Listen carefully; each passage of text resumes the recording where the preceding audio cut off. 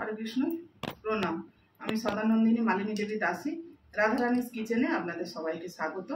আজ আমি ভগবানের জন্য নারকেলের সন্দেশ তৈরি করে দেখাবো। এই নারকেলের সন্দেশটা তৈরি করার জন্য আমি এখানে নারকেল নিয়েছি। একটা নারকেল একটু বড় ছিল নারকেলটা।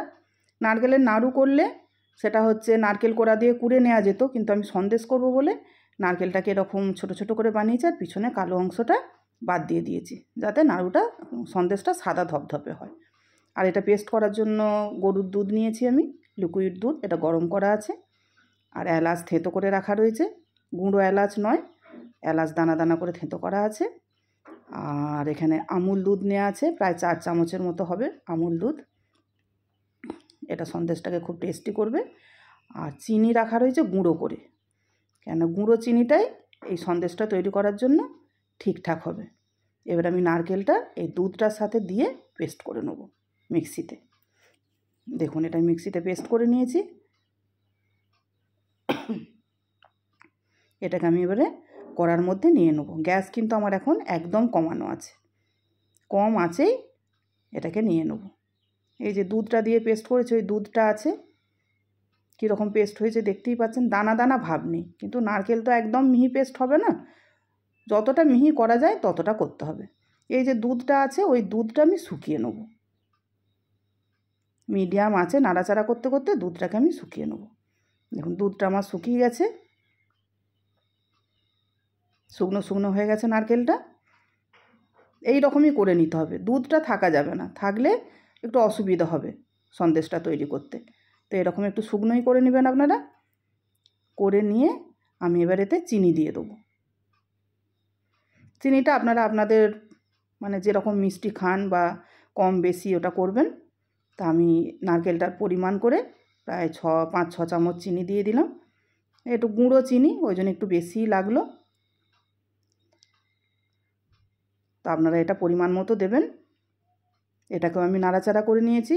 এর থেকে চিনির যে রস বেরিয়েছিল ওটাও অনেকটা শুকিয়ে গেছে। এটাকে আরও একটু শুকনো করব। আর আঁচ কিন্তু মিডিয়াম থাকবে।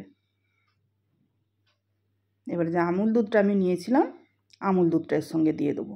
দিয়ে এই নারকেলের সাথে ওটাকেও সুন্দর করে মিশিয়ে নেব। তাহলে টেস্ট অনেক ভালো হয়ে যাবে, অনেক অনেক গুণ ভালো হয়ে যাবে। দেখুন নাড়াচাড়া করেছি, কত সুন্দর দেখতে হয়েছে, আর অনেক শুকনো হয়ে গেছে।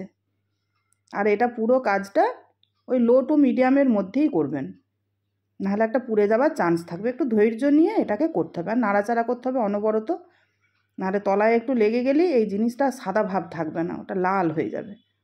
এটা দেখুন আমার রেডি হয়ে গেছে। কড়া থেকে দেখুন ছেড়ে আসছে, কড়ার মধ্যে আর লেগেও যাচ্ছে না। এই অবস্থাতেই এটাকে নামিয়ে নিতে হবে। এটাকে নামিয়ে ঠান্ডা করে নিতে হবে।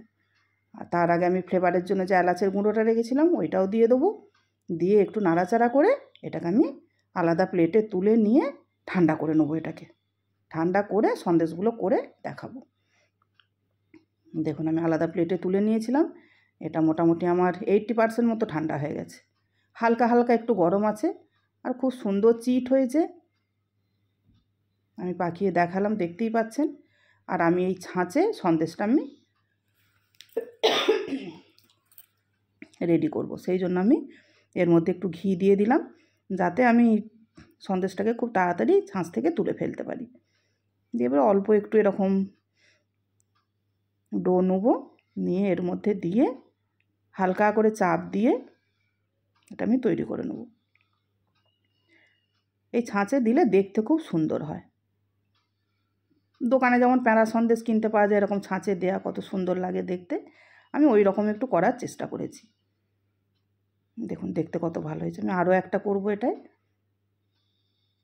একবার যদি ঘি বুলিয়ে নেওয়া হয়, মোটামুটি ওই ঘিয়ে অন্তত 5টা 6টা কি 7টা সন্দেশ রেডি হয়ে যাবে একবার দিলেই।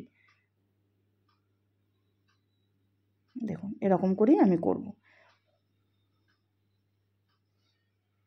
আর আপনাদের ঘরে যদি এরকম না থাকে, তো আপনারা একটু গোল করে চ্যাপটা করে চামচের পিছনে করে একটু যদি দাগ দিয়ে দেন, তাহলেও ওই সন্দেশগুলো দেখতে ভালো লাগবে। হয়তো সবারই বাড়িতে এটা নেই, যাদের না আছে তারা ওইভাবেও সন্দেশগুলো করতে পারবেন। আমার কাছে আরও একটা ডিজাইনের ছাঁচ আছে চৌকো শেপের, ওইটাতেও আমি একটু দেখিয়ে দিচ্ছি। দেখুন এরকম এতেও আমি একটু ঘি লাগিয়ে নিলাম, নিয়ে এটা যেহেতু চৌকো শেপ, আমাকে সেই মতো চৌকো শেপেই এটাকে করতে হবে।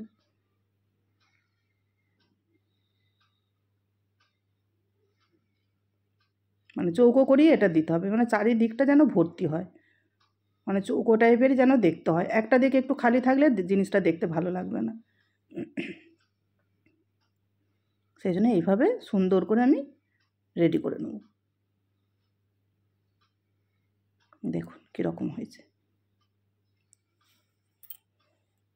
আপনারা তো বুঝতেই পারছেন খুবই সোজা। এই ছাঁচ না থাকলে আপনারা গোল বা চৌকো শেপ দিয়ে চামচের পিছনে করে বা কাঁটা চামচে করে আপনারা যে কোনো মানে একটা ডিজাইন দিয়ে দিতে পারবেন, বা গোল করে রেখে দিলেও নাড়ুর মতো করলেও চলবে, মানে যেটা আপনাদের সুবিধা হবে। কিন্তু এই যে মানে সন্দেশটা আমি করেছি এটা ভীষণ টেস্টি, তো এই রকম আপনারা একবার করবেন। তো বাকিগুলো আমি এইভাবে এই ছাঁচের সাহায্যে পাকিয়ে নেব। দেখুন আমার রেডি হয়ে গেছে, দেখতে কত সুন্দর হয়েছে। এখন একটু হালকা গরম আছে তাই সাদা ভাবটা একটু কম, কিন্তু একটু ঠান্ডা হয়ে গেলে 6-7 ঘন্টা 8 ঘন্টা পরে এগুলো ঠান্ডা হয়ে গেলে শক্তও হয়ে যাবে আর আরও সাদা ধপধপে হয়ে যাবে, আর খুবই সুন্দর হয়, খুব টেস্ট হয়। আপনারা বাড়িতে এটা তৈরি করে অনেক দিন রাখতে পারবেন, নষ্ট হবে না। আর একটু একটু করে ভগবানকে নিবেদন করবেন। আমি ভগবানকে নিবেদন করব, তুলসীপত্র দিয়েছি। হরে কৃষ্ণ, ভুল ত্রুটি হলে ক্ষমা